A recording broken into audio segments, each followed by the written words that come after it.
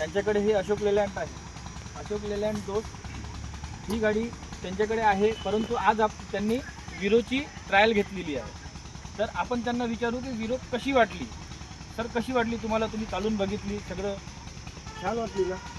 छान वाटली. आणखी याच्यामध्ये काय असं वाटलं नवीन तुम्ही हे चालवतात तर त्याच्यामध्ये असं काय वाटलं?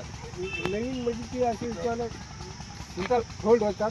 पिकअपमध्ये काय वाटलं? असं पिकअप याच्यापेक्षा कमी आहे जास्त आहे कसं वाटलं तुम्हाला? पिकअप बी चांगला आहे ना. पिकअप बी चांगला आहे. आणि दुसरी गोष्ट की गाडी म्हणजे चालायला एकदम कम्फर्टेबल वाटते. कम्फर्टेबल वाटली. बरोबर, कम्फर्टेबल वाटली. आणि त्याच्यामध्ये सीट आपल्या तुम्ही आता जसं बसले, तुमच्या बाजूने 2 जण बसले, त्याच्यानंतर तुम्हाला असं दिक्कत झाली का? 2 जण बसून आहे तुम्हाला गेअर वगैरे टाकण्याकरिता तुम्हाला त्रास होऊन राहिला?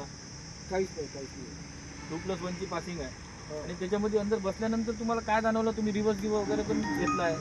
रिवर्स मारताना म्हणजे कशी की जे तुम्ही ह्या गाडीमध्ये जसं ह्या गाडीत दिलं तसं कोणत्याच गाडीत नाही दिलं.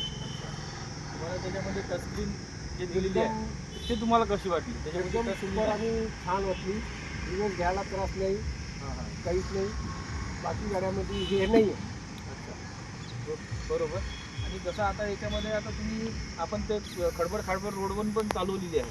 तर असं काय वाटलं तुम्हाला? असं म्हणजे काय त्याची ग्राउंड क्लिअरन्स काय?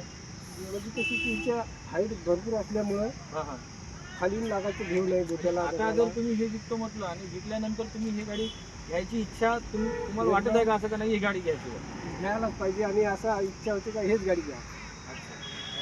लेट निघाली त्याच्यापेक्षा. चला ठीक आहे सर. धन्यवाद.